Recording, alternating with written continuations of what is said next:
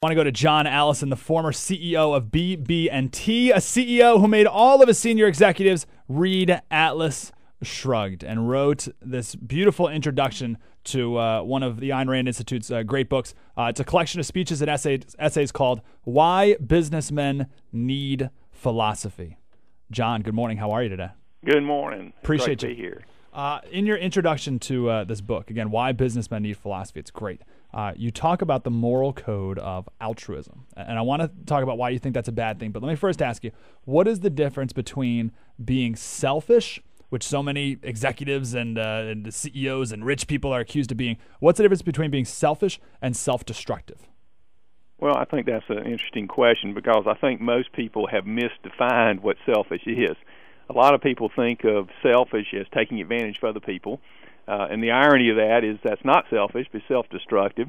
It's self-destructive practically because you might fool Tom and Dick and Harry, but pretty soon they're going to tell Jane and Sue and Fred nobody's going to trust you. And also it's self-destructive in that when you start trying to manipulate other people's mind at the expense of reality, you do a lot of damage to yourself. I love that word reality. Tell us what that means. You talked about how that's one of the most important aspects of a successful CEO. And we talk about CEO, but it's just people and producer in general, no matter what you do. So tell us about reality and why so many people evade it. You have to begin with the facts of reality because you don't get to make it up.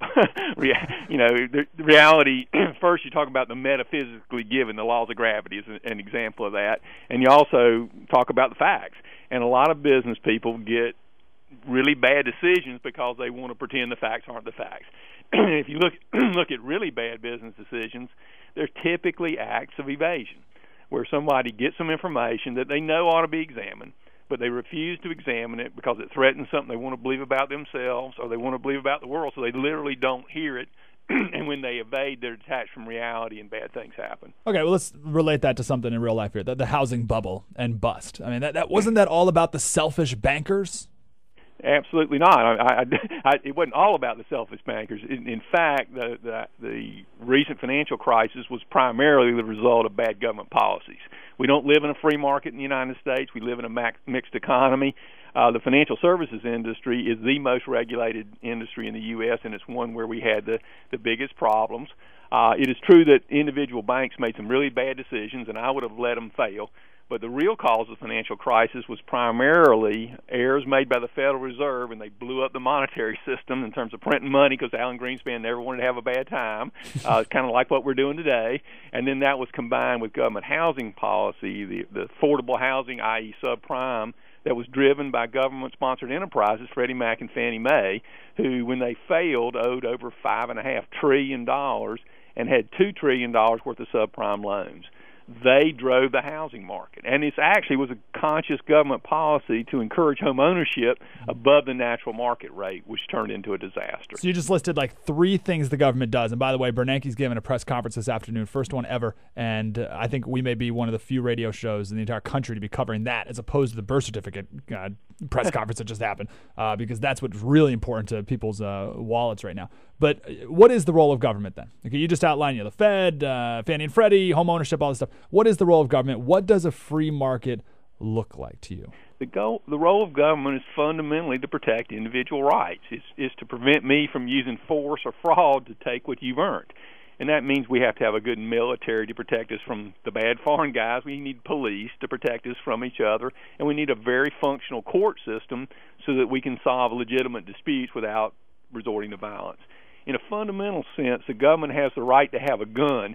And when you give somebody that right, they have to have very limited ability to use that gun. The government is not in the business of taking what somebody else has produced and giving it to somebody else.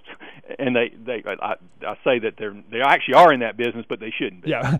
Okay, here's a good example. We talked about this a few days ago, and I've gotten a lot of heat for this. What do you think the corporate income tax should be? I think the corporate income tax, well, in a broad context, I think all taxes ought to be dramatically lower than they are today. I think the corporate income tax, this is more practical, and in addition to being philosophical, ought to be much lower than it is today because businesses will shift jobs to where they can have the lowest tax rates.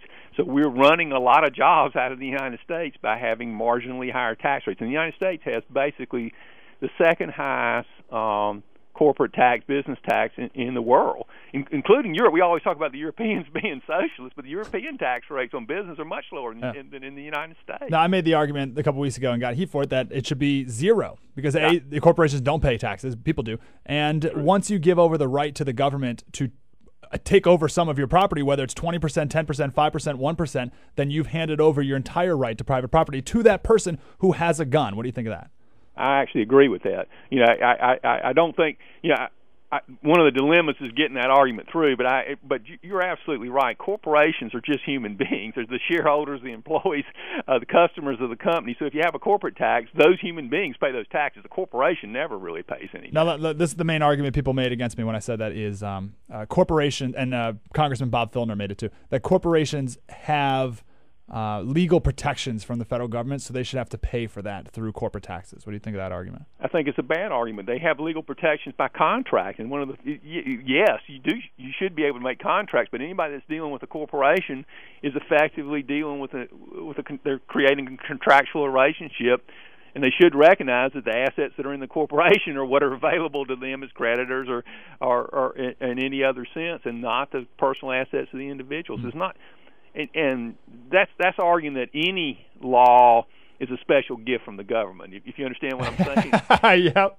I love that. A special gift from the government. That's classic. We're talking with John Allison, the former CEO of BB&T. Wrote the introduction to a fantastic book called Why Businessmen Need Philosophy. You talk about how a lot of people say that businesses need to give back to the community. What's your sense on that? I think that's a very wrong view. I think businesses' role is to provide better products and services that effectively improve the quality of life. They do that trying to maximize long-term profits, but they only maximize long-term profits if they do it well.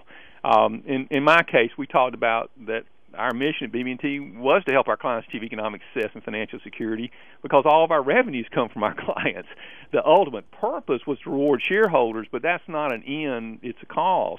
So the real question is, are businesses doing their own job well? Now, businesses do operate within the context of the community. In the banking business, you care how well your communities are doing because it impacts your business. But the goal is to reward your shareholders. Now, I find giving back an interesting idea. In my career, when I started working for BB&T, I was making $600 a month. The company had 300 employees, 250 employees. When I retired, it was a $152 billion company with 31,000 employees, and I had a lot of great people helping me, but I helped create 30-something thousand jobs. You really should have started giving back after that, John. You put food on the table, made it so people could pay for their kids' college education. I just hate it how people don't appreciate the producers. I got to ask you this last question. I want to talk forever, dear, but we'll have to come back on and talk again. Before you came on, we talked about Wyatt's torch.